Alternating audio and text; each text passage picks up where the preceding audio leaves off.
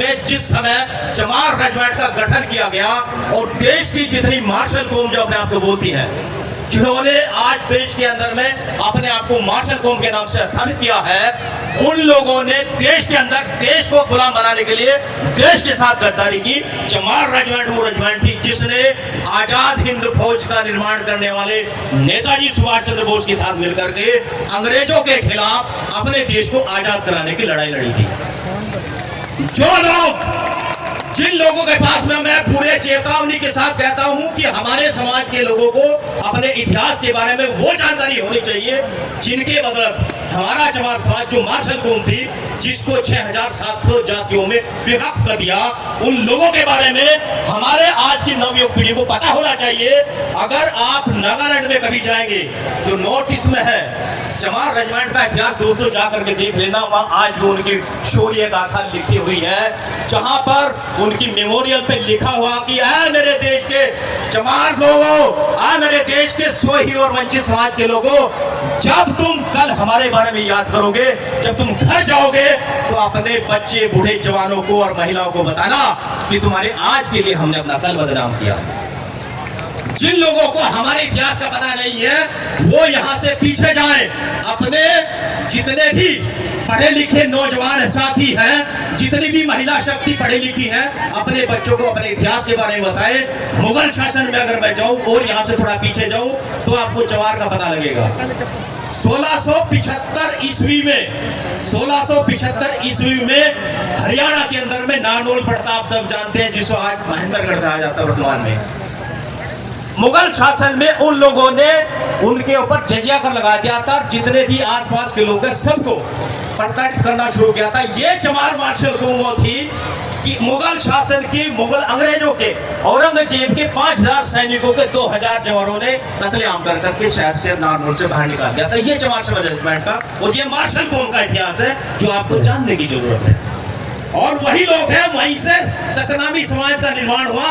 ये सही है कि वो वहां से निकल गए थे, वहां से जाकर के जो आज वर्तमान में छत्तीसगढ़ है, झारखंड है, वहां जाकर के बस गए थे जिन्होंने सतनामी समाज की स्थापना की। वो सतनामी समाज में ही वो वंशज पैदा हुए जिसे गुरु घासीदास जी कहते हैं। हमारे संत समाज जानते हैं उन बातों, जिन्होंने मेरे ख्याल में पूरे आज भी छत्तीसगढ़ में, छत्तीसगढ़ का वीर योद्धा, वीर संत शिरोमणि कहा जाता है उनको। ऐसे ऐसे समाज के योद्धा हमारे समाज में, हमारी मार्शल कौम में बैठे हुए हैं। समय का बड़ा अभाव है, ये चर्चा बड़ी लंबी हो जाती है। मैं मेरी महिला शक्ति है, हमारे साथी है, नवयुवक साथी है, सबको यही बताना चाहूंगा कि अपने इतिहास को ध्यान से पढ़े और ध्यान से सुने और ध्यान से समझे और परखे, जो सही है सही रखें। ये व्हाट्सएप यूनिवर्सिटी में जाकर के उससे बाहर निकले, जो भ्रमित फैलाना आपके अंदर में, उसको बंद कर दीजिए।